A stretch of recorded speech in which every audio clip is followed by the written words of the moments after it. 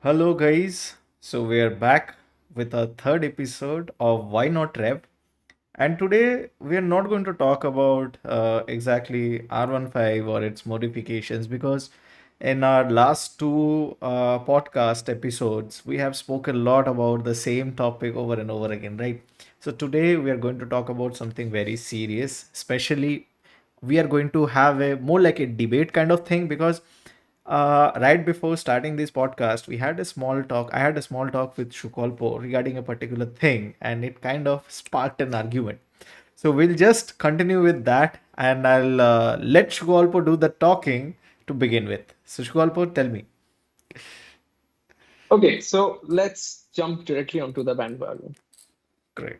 So I'm noticing a very interesting trend nowadays Mm-hmm. that the major Indian manufacturers, two-wheeler manufacturers, Mm-hmm. Bajaj, Royal Enfield, TVS, and I guess Hero, every one of them are making exceptionally good quality of motorcycles. Correct. And not only that, they are also exporting to a huge amount in to the other markets as well, especially the international markets, Yeah. the developed nations where the motorcycling is much more matured and much more niche of a thing. So, but I've seen an interesting characteristics that we, especially people like Mm-hmm. me, you, and our audience, like the enthusiasts, always want the international spec version on Indian roads. Correct.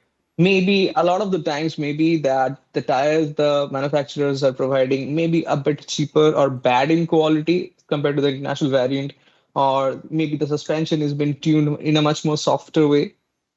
So in that way, there is a difference. But what is your opinion on this? Like, I'd like to know what is your perspective? Where do you belong in the spectrum? See, I'll if I'm being completely honest, I'll tell you something. See, I do like Euro bikes. Like Euro spec, getting a Euro spec bike on Indian roads is a dream, right? I'll give you a small example of India, Bangladesh, and Indonesia. These three countries. Again, I told that I'm not going to talk about R15, so I'll not speak of R15 only. I'll speak of Yamaha in general. What Yamaha does in Indonesia is they only ship bikes with USD forks there, and also the locking mechanism is also different. If you check Indonesian R15 V4M, that has an instrument cluster of R15 V3, which is very basic, which just shows exactly the data you need: the RPM, the fuel, the time, and the speed. But here in India, you see, whenever R15 V4 got launched, it has a lot of useless things, especially the color TFT. I don't understand what is the point of putting a color TFT on a 150cc, 155cc bike. Even if you put a color TFT on any of the smaller bikes, like Correct. when you're tucked in full blown, it's right on your face. Like, how can you see? Correct. It's Correct. distracting. Also, it's very distracting while riding at night because even if you can adjust the brightness, if you turn it too low, the digits will not be fully visible, right? So that's Necessary why. information will not be Yeah, shown. exactly. So that's why I feel that TFT displays is completely a gimmick, which is not necessarily important for us. And also on top of that, Bluetooth. Yeah, let's not Like, divert from the topic.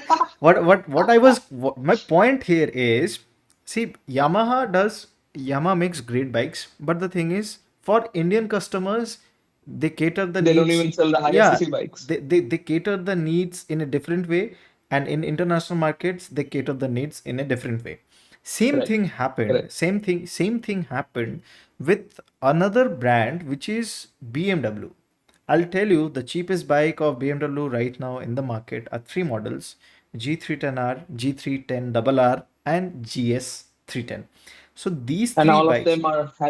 all of them are having a long due update. Exactly. So these three bikes are launched by BMW in India, and these bikes have share the same engine as TVS Apache RR310, right? But the thing is, BMW has done a great job in managing the quality of service which it provides in its particular customer service centers, SVCs, not customer cares. So if It's I basically the yeah, if top I 1% of the customers. Correct. If I compare that with another brand, which is Aprilia, it just it is just devastating. It is very disappointing because Aprilia is such a brand which is not actually keeping in mind what Indian customers are wanting from their bikes. Aprilia is a world-class bike. RS4 has been one of my favorite bikes in the top You one of list. my thunder I'm a sports bike person, so definitely RS4. 1140 factory. Yeah, Oh it's a man, super that's bike. magic. It's a dream bike. But when it comes to RS457, you see that social media is plagued by one particular video where the engine has blown up. So Apart from, I don't know how many units that they have sold. I'll coming back to it on later. But yeah. what is So this? so what I feel is, despite of Aprilia RS457 being sold and being targeted to Indian audience, the quality and the maintenance it requires is of European spec. That's what I feel. But So you're the saying that there's a huge gap in terms of what they're providing and what the market demands. exactly. They have overdone the bike. They have overdone the bike for the Indian terrain, for the Indian road conditions, and specifically the Indian mechanical skills. If you visit any Aprilia service center, you'll see that the mechanics are not at all knowledgeable. They do not have that kind of knowledge to maintain a bike of RS457 level. I think that is the very primary hurdle that were faced by all of the manufacturers that tried to crack the Indian market. I'll tell you, Especially at the beginning, I think there was a difference of expectation in terms of Dukes. A lot of the yeah, early generation Dukes were rims were benting, yeah, and the engines were, you blown. know, KTM and their engines. Anyway, so so that there is a, I think the international manufacturer goes through an initial step of a steep learning curve in which they learn by essentially doing it wrong first, unfortunately for the customers.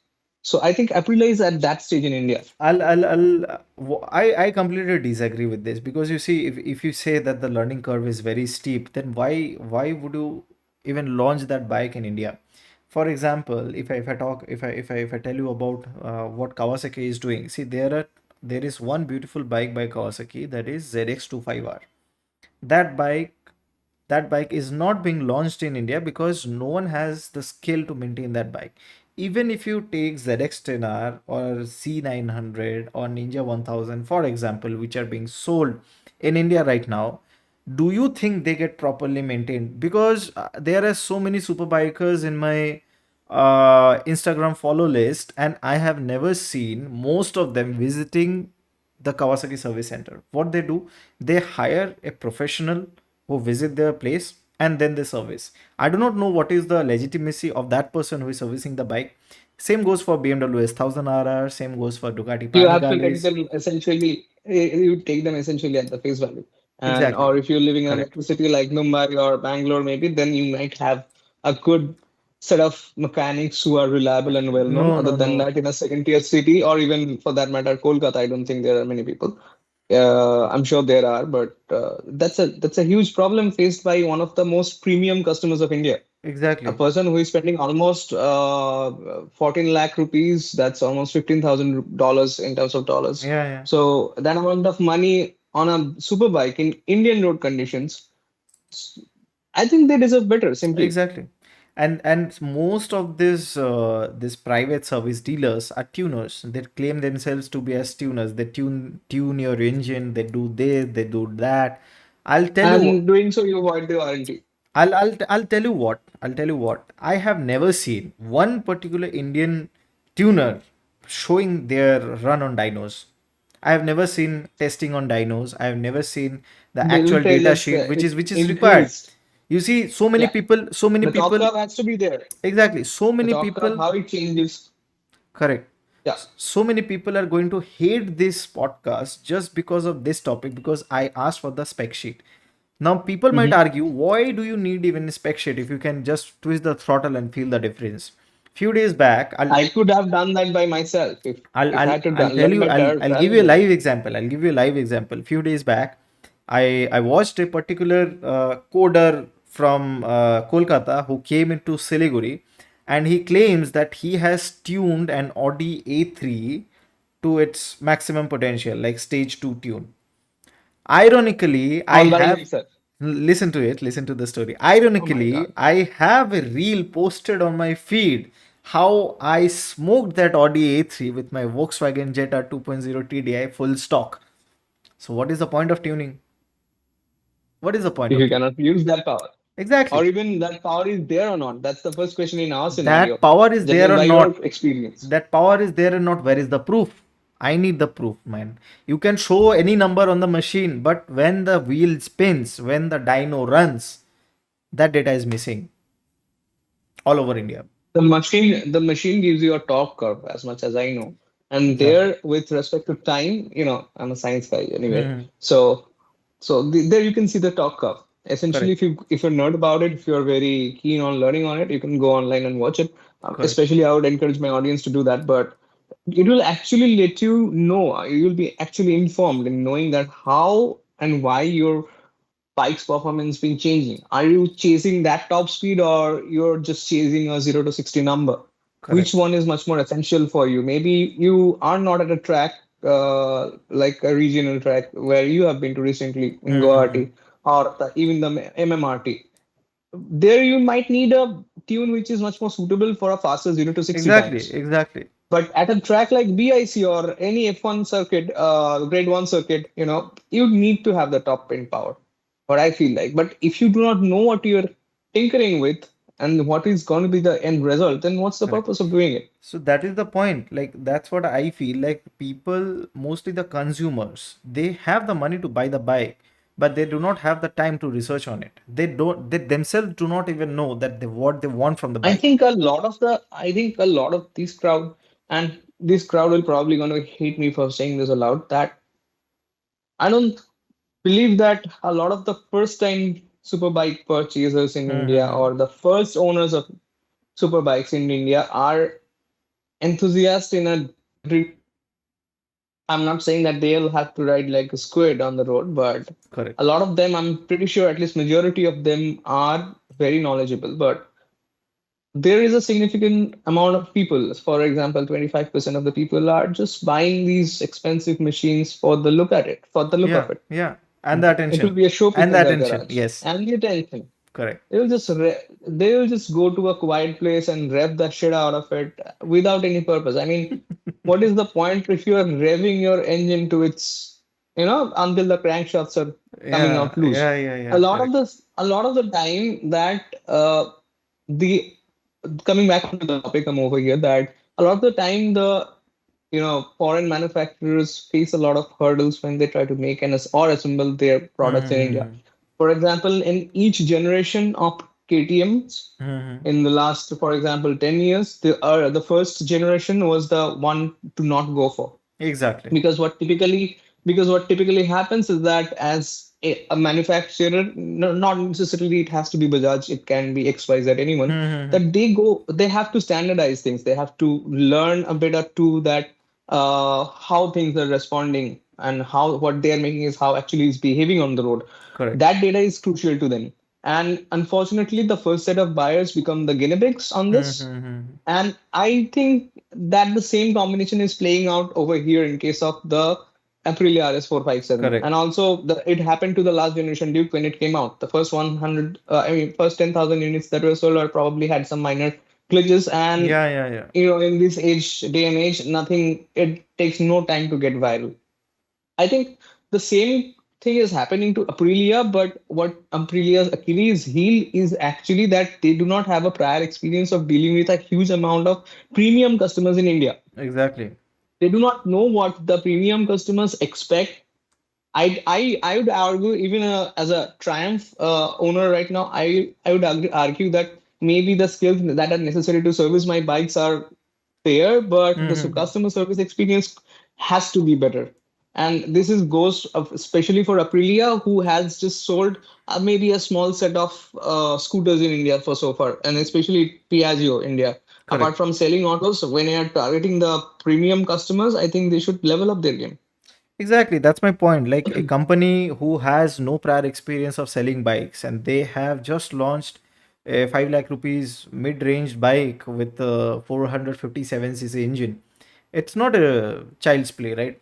I feel that I think they should outsource the entire operation to exactly, TVS. Piaggio exactly. India, That is my point.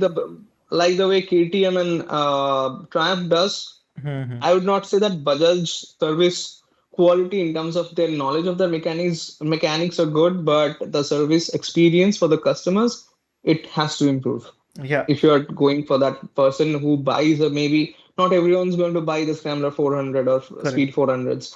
A lot of the people, a huge portion of the Triumph owners are owning bikes that are upwards of 10 lakh rupees maybe. And they, if you're treating essentially your customer treatment has to be on that level. correct. So that's what I feel like. This Aprilia, I think that if they had bought some lower cc bike like 200 cc, under 200 cc segment, they could have experimented what the market needs are, whether their strategy is going to work or not, whether the It was mechanic. their It was their early plan, as far as I know, in Hmm. terms of 2019 or early 2020. And in India Bike Week, or I think it's the EICMA of that year, Hmm. they showcased two 150 or 160 cc ish, the concept bikes that were probably based upon that scooter engine that they are trying to Hmm. sold in India and failing SR miserably. SR 125. SR160, they are Yeah. failing miserably. I think sales numbers are very low as of now, and it is in Hmm. terms of sales volume, it's non-existent. So what the problem is that then the COVID hit, Yeah. and after COVID, the entire perspective of the markets and especially Indian buyers shifted towards the 400 cc. And I think we remember that when we are in the school and early teenagers, the 150 to 200 segment cc was booming. Yeah. Exactly. Then come the Duke 390, and now it is the 400cc segment is the hotspot. And Aprilia 450, sets specifically 450s. for 450cc. Yes, Yeah. if you take into account the Enfield ones even. Yeah. So Aprilia, performance-wise, not only engine performance, their brand image, their chassis handling, and overall reputation-wise, they sit at the most premium corner of it, Yeah, even exactly. surpassing Triumph. I'd say the value quotient in terms of Hmm. premiumness. So I do not think that the Piaggio India is giving enough love, care, and listening to the problem that the customers are facing, and they should just essentially give it and their service section over to a much more experienced Indian customer, like TVS, for example. They are manufacturing the bikes with TVS. I think Eurogrip Extreme, the tire is their own Hmm. manufacturing it. So overall, the quality levels are pretty nice, but service and sometimes you need to detune the Correct. machine for the specific market that you're trying to sell in, and every manufacturer does it in specific markets, be it Hmm. cars, be it two-wheelers. So I think there needs to be a course adjustment, course correction, or issue refinements there. They need to take a step. So, what do you think about Aprilia's next step? Do you think that Aprilia is going to recall all the faulty bikes and compensate the existing customers, or should they just provide their existing customers with a free replacement program or something? What do you think is the most viable option here? I would say that Aprilia or Piaggio India as a whole are stuck in between a rock and a hard place. Yeah, correct. Especially every manufacturer has to go through this. They just need to wear Hmm. it out. If they need to bleed money, if they have to bleed money, I hope they don't, because it will be the Indian manufacturing jobs that will be lost. Hmm. So I hope that they get over this issue fast, and they need to work this on a customer per customer basis. They Exactly. cannot just blanket a set of company policy on every customers. Then given India, what will happen that people will, I'm not say that people will obviously do it, but this is not an instruction, by the way, for the audience. This They is will lose just faith. some They will lose malefic. faith. Yeah, There is just a malefic thought that a lot of the people will then purposefully try to damage their own engines just exactly. so that they can get a new bike, Correct. and the company will bleed money. They cannot make that risk. So I Hmm. think there needs to be a proper, thorough process that needs to be followed here for every customer by customer basis. And one thing that they have done is that they have damaged their further reputation by just trying to sue the customer who's just making the vlog. Correct. I mean, the engine damage or complete engine block failure can happen. due to a lot of reasons. It may be the customer's fault, or it may be the manufacturing defect that was there. Correct. There are appropriate courts to deal with. The consumer courts are there. You can go to the legal systems. Everything is available. But trying to sue the customer and not sue in terms of logistics or the law and order, they just try to impose a ban on Hmm. some him. That was an attack on their person's personal dignity. It like they just shot themselves in the foot. Like who does that? Like I'll, it's I'll, very masochist. I have another argument here.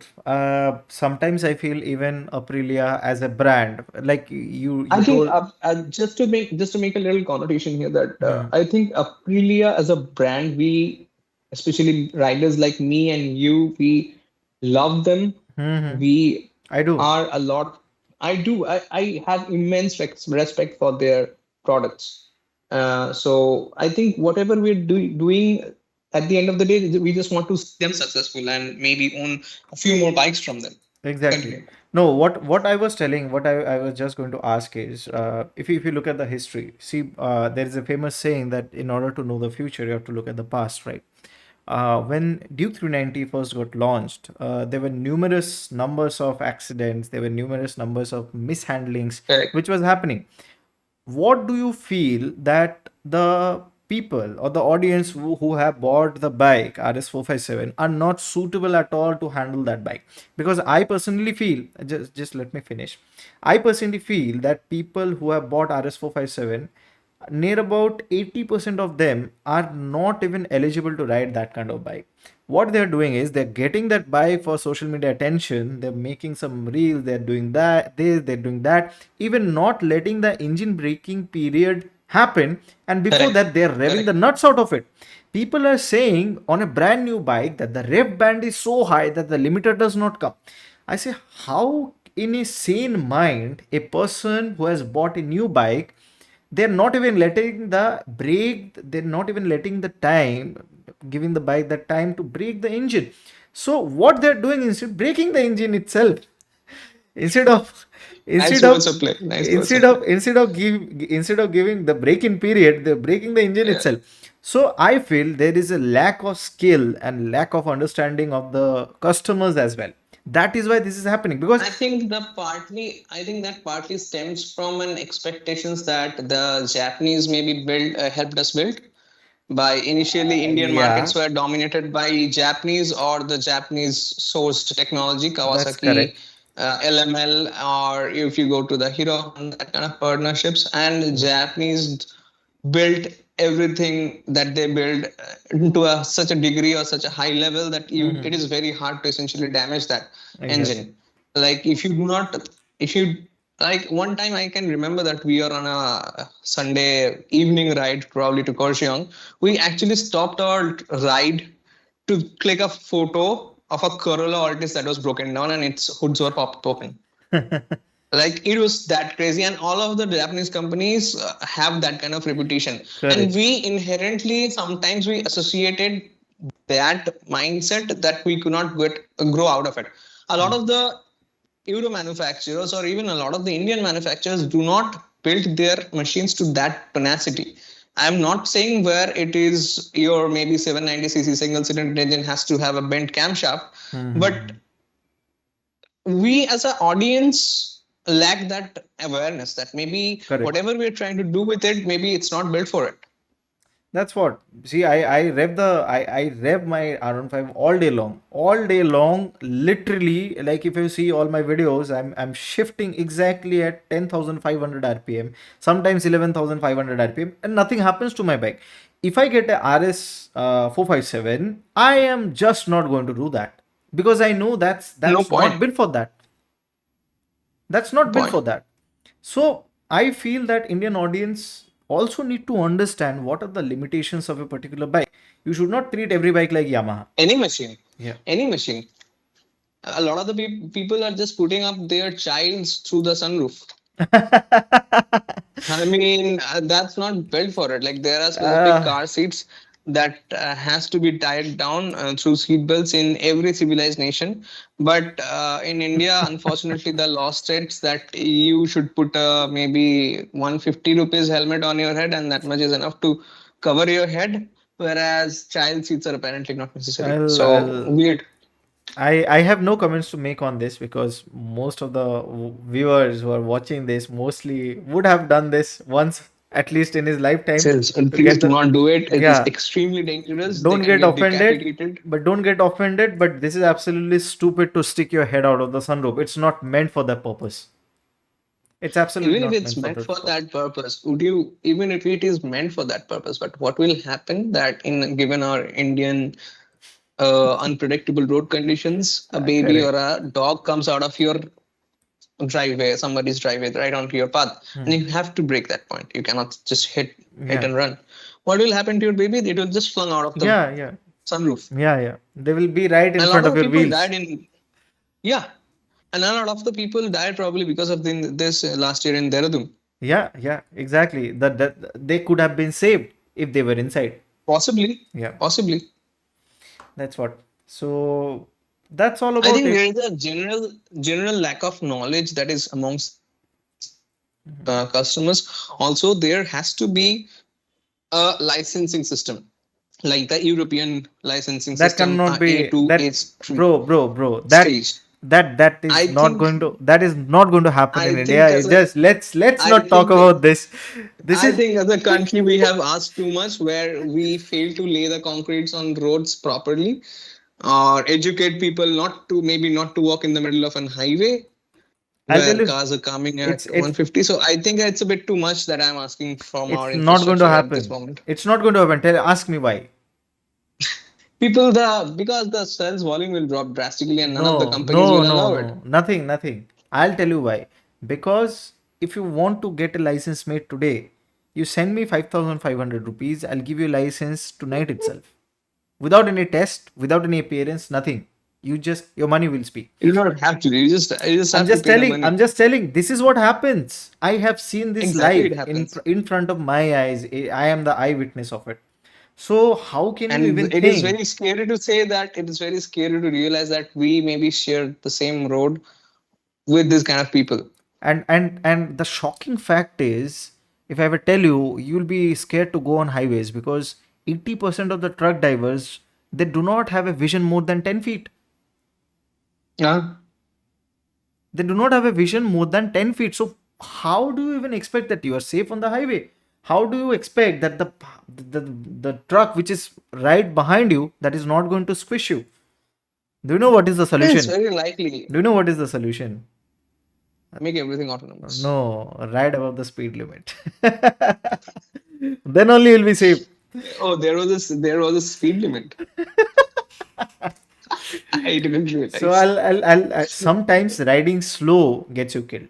This is my personal Exactly, opinion. My exactly, personal opinion, exactly. because you never know who will come and hit you from the back, and that is the worst thing. And one thing, whenever you're in a city like Kolkata, where people do a lot of weird shit in terms of rash driving, a lot of the people, and the road conditions in Kolkata are okay. Let's just not dive in there because I actually can dive in the road. It's that deep some places. So what happens is that if you choose to stop at a stoplight, Hmm. I mean, and that's not optional, but if you choose to, say, for example, Hmm. so a lot of the time, what may happen that I have faced that people who are maybe 10 to 20 meters behind you, they are busy on their screens on the phone. Yeah, They have completely missed that the light has turned to red. They will just squash you. So you'll have to look on your back and you'll exactly. have to be prepared with the throttle to accelerate out of it. Exactly. So why not we keep this topic for the next session? And this is going on really well It is so going to far. be a very vast topic if we just start talking about traffic and what these road idiots do on the roads. And Another thing that I think not the law itself, but the lawmakers. In if you've seen the barricades, you will know what I'm trying to say. yeah, that's What's what. the I have written in Uttarakhand, Bangalore, Bhubaneswar, Orissa, Guwahati, everywhere. But I feel to see such mesmerizing things like the barricades on the road. I almost died. Your mic got mute. Your mic is mute, Can you hear me? bro. It's not audible. I do not know. Yeah, yeah. Now it's fine. Okay, so I do not know what happened. That one night, because of these barricades, I Hmm. almost got killed while returning from wrong town. Hmm. I had a 150cc Glamour, and the headlight was terrible. So, and there was two huge barricades in the middle of the road without any reflectors. So Hmm. I just rammed straight onto them, and I Ouch. literally I was flung out of the bike, and my head was about to go directly onto the rail line that is Hmm. just beside the road. One of my friends arm happens to land just before my head, and Hmm. my head was saved essentially. So barricades is something that needs to be talked about in our upcoming We session. will we will address to this issue in our next episode definitely. But since it's already we have reached the limit of our podcast episode time, so we'll have to finish it off. So that's all. Any final words? I think our viewers are due for that announcement that is needed to be done. Yeah, I do not think that in the near future we will definitely announcing it. So stay tuned. yeah, yeah, Bear with us. yeah, It yeah. will be a huge surprise. All right, guys. So thanks for tuning in and stay tuned for more such content. And the surprise is going to reveal in just next two episodes. So मिलते हैं next blog में next podcast में तब तक के लिए bye bye right safe Good night. या good night Right, sir.